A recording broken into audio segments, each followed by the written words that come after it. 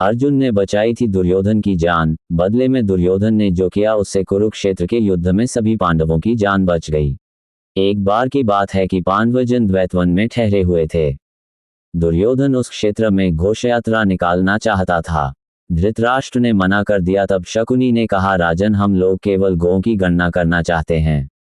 पांडवों से मिलने का हमारा कोई इरादा नहीं है।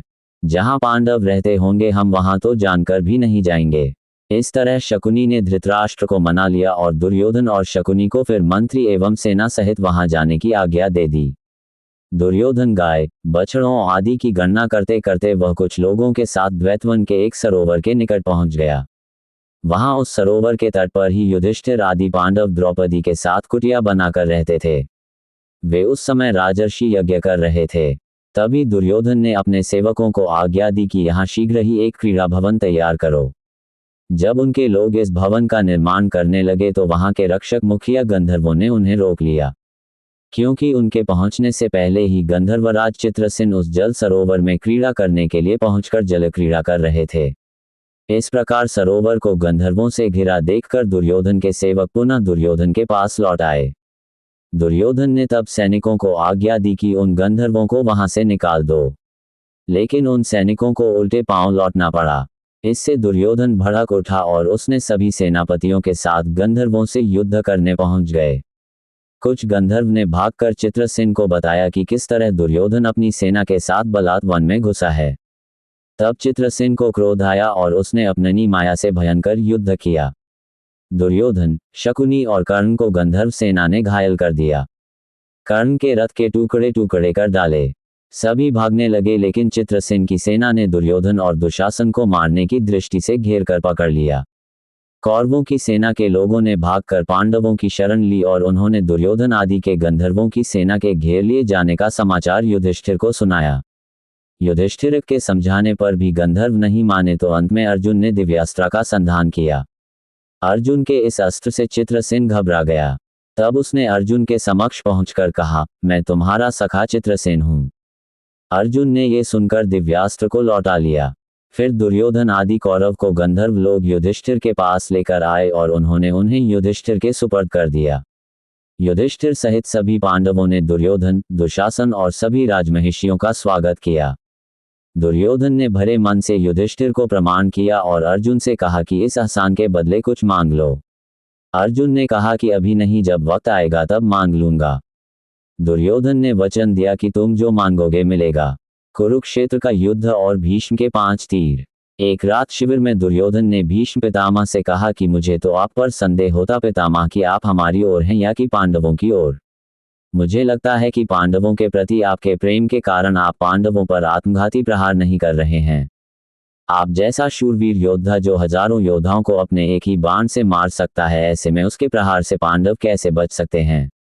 दुर्योधन के कटु वचन सुनकर भीष्म पितामह दुखी और क्रोधित हो जाते हैं। क्रोधित होकर भीष्म पितामह कहते हैं, तो ठीक है, मैं कल एक दिन में ही 5 पांडवों को मार दूंगा।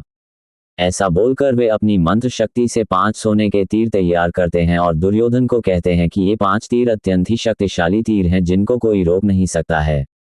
कल इन्हीं तीरों से 5 पांडवों का वध कर दूंगा। ये देखकर दुर्योधन बहुत प्रसन्न हुआ और अब उसे विश्वास हो गया कि अब तो पांडव मारे जाएंगे। हालांकि दुर्योधन के मन में पितामह के लिए अभी भी संदेह था।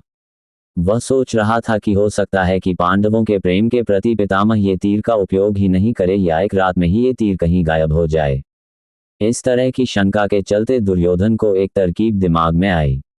उसने पितामह से निवेदन किया कि आप इन 5 तीरों को मुझे दे दीजिए। मुझे आप पर बिल्कुल भी भरोसा नहीं है। मैं ये तीर आपको केवल तभी लौटाऊंगा जब आप कल युद्ध के लिए तैयार होंगे।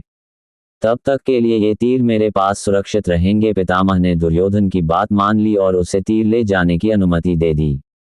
दुर्योधन उन 5 तीरों को लेकर अपने शिविर में वापस लौट आया और अगले दिन का इंतजार करने लगा। उधर पांडवों के शिविर में ये खबर पहुंच गई कि भीष्म पितामह चमत्कारी तीर से पांडवों का वध करने वाले हैं। श्री कृष्ण अर्जुन को सारी बात बता देते हैं। तब श्री कृष्ण ने अर्जुन से कहा कि तुम अभी जाओ और दुर्योधन से वे 5 तीर मांग लो। अर्जुन कहता है कि आप कैसा मजाक कर रहे हैं, भला दुर्योधन मुझे वह तीर क्यों देगा। तब श्री कृष्ण कहते हैं कि याद करो तुम जब तुमने दुर्योधन को यक्ष और गंधर्वों के हमले से बचाया था। उस वक्त दुर्योधन ने तुमसे कहा था कि जिस तरह तुमने मेरी जान बचाई है मैं तुम्हें वचन देता हूं कि आवश्यकता के समय तुम मुझसे कुछ भी मांगोगे तो वह मैं तुम्हें दे दूंगा। ये सुनकर अर्जुन रोमांचित हो जाता है और वह तुरंत ही दुर्योधन के पास पहुंच जाता है और वह विनम्रता पूर्वक दुर्योधन से कहता है कि आज मुझे तुम्हारी आवश्यकता है क्योंकि तुमने वचन दिया था कि तुम कभी भी तुमसे कुछ मांग लो, तो क्या तुम अब अपना वचन निभाने के लिए तैयार हो? दुर्योधन कहता है कि हाँ मुझे याद आ गया, मांगो तुम क्या मांगना चाहते हो।